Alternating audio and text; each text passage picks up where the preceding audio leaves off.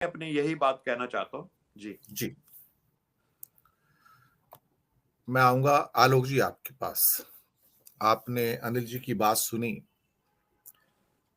राहुल ने एक बात बड़ी महत्वपूर्ण कही कल अपनी स्पीच में कि मुझे चेतावनी दी गई थी कि मैं कश्मीर में यात्रा ना करूं। तो फिर कहते हैं कि कोई बात नहीं, सफेद शर्ट पहनता हूं, लाल हो जाएगी, इससे ज्यादा और क्या हो जाएगा। यहां उसने कुछ संकेत दिए कि मैं मरने से नहीं डरता हूं, और परिवार के अंदर ऑलरेडी 2 कुर्बानियां हो चुकी हैं, और दोनों ही प्रधानमंत्री, इंदिरा जी और राजीव जी। वो जो खौफ होता है वो कहीं उनकी नजरों में देखने को मिला नहीं। और फिर ये भी कहा कि मैंने ये यात्रा कांग्रेस के लिए भी नहीं की है, देश को जोड़ने के लिए की है। तो ये प्रहार है उन शक्तियों पर जो देश को लगातार तोड़ रहे हैं, तोड़ खुद रहे हैं, लेकिन कहते हैं कि कोई और तोड़ रहा है। तो उस मायने में राहुल की यात्रा, उसका समापन, बहुत सारे आयाम हैं। आप इस यात्रा को किस रूप में देखते हैं, या आपकी नजर में आप जो इस यात्रा के क्या परिणाम, क्या अल्टीमेटली कॉन्सिक्वेंसेस क्या हो सकते हैं, क्या कोई इलेक्टोरल गेन्स भी हो सकते हैं, उसको उस परिप्रेक्ष्य में आप कैसे देखते हैं आलोक जी? राहुल गांधी की यात्रा ने एक चीज साबित कर दी कि वो कैजुअल पॉलिटिशियन नहीं है, अब वो सीरियस पॉलिटिशियन है। तो इस मायने में उनकी छवि का ये एक टर्निंग पॉइंट है, इसको इस तरीके से देखना चाहिए। और दूसरा, जो आपने कहा कि चेतावनियों के बाद शहीद सब असुरक्षा की सबके बावजूद वो जो जम्मू से जो चले, तो ये एक उनका वो भी बता रहा है कि दृढ़ इच्छा शक्ति बहुत बड़ी चीज होती है। तो उन्होंने एक इसका परिचय दिया।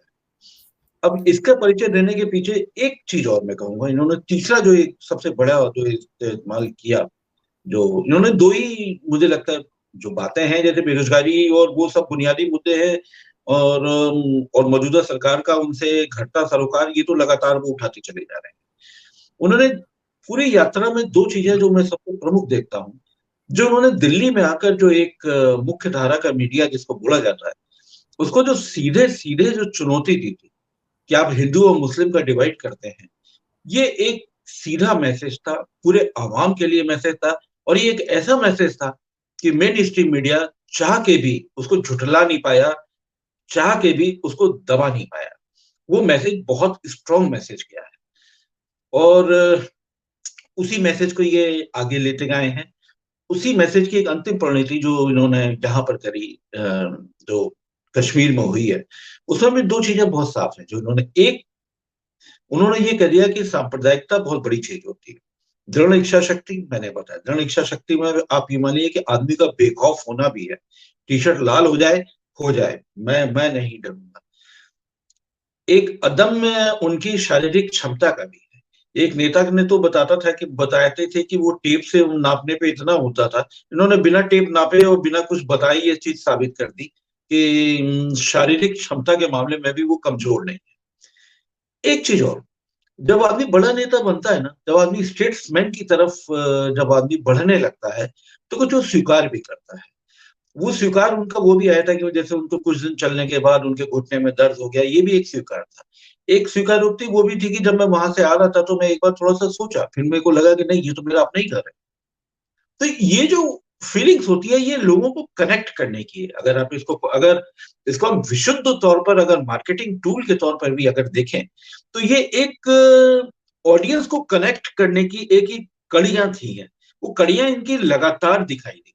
तो इस मामले में मैं कहूंगा राहुल ने काफी मेहनत करी है, लेकिन राहुल के साथ जो जो भी एजेंसी लगी होगी, उसने भी एक फोटो ऑफ मूवमेंट लगातार रखे। अब मैं सफेद टी शर्ट को लेकर तो थोड़ा सा, मैं अभी दूसरे आयाम पे नहीं जाऊंगा। मैं सफेद टी शर्ट और लाल, ये अपनी बहुत बड़ी चीज है।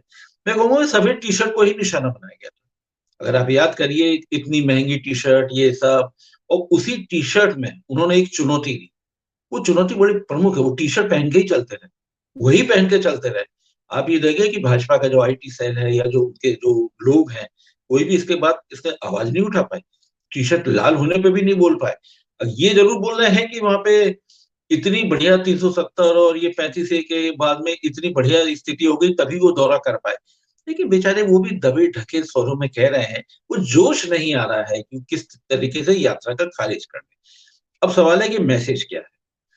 मैसेज दो चीज है, सांप्रदायिकता के खिलाफ इनका मैसेज बहुत बड़ा है, मुस्लिमों के खिलाफ घृणा छोड़नी पड़ेगी, पिछड़ों और अति पिछड़ों का जो विभाजन है उस विभाजन को छोड़ना पड़ेगा, भारत को एक रहना पड़ेगा, एक करना पड़ेगा। ये चीज महत्वपूर्ण थी। और इसके लिए इसका नुकसान किस में जाएगा वो मैं अभी हम लोग थोड़ी देर पर बात करेंगे। एक चीज को देखेंगे, इन्होंने कांग्रेस की रीब्रांडिंग तो कर दी, इसको पूरी तरह कांग्रेस की रीब्रांडिंग है। अब यानी कांग्रेस की जो अगर कांग्रेस इस घटना के बाद में भी, इस सारी यात्रा 3,500 किलोमीटर की यात्रा के बाद में भी अगर वो अपने संगठन को अगर गतिशील नहीं कर पाती है, तो ये राहुल का फेलियर नहीं होगा, संगठन का फेलियर होगा। अब एक चीज जो मैं कहूंगा, राहुल की यात्रा में उनको तीन चीजों ने बड़ी मदद करी। पहला पहला तो सही समय पे उनका वो आ गया, एक पठान फिल्म भी आई। जिस मुद्दे पर लगातार बात करते रहे थे, पठान फिल्म को भी लोगों ने भरपूर हाथों हाथ लिया।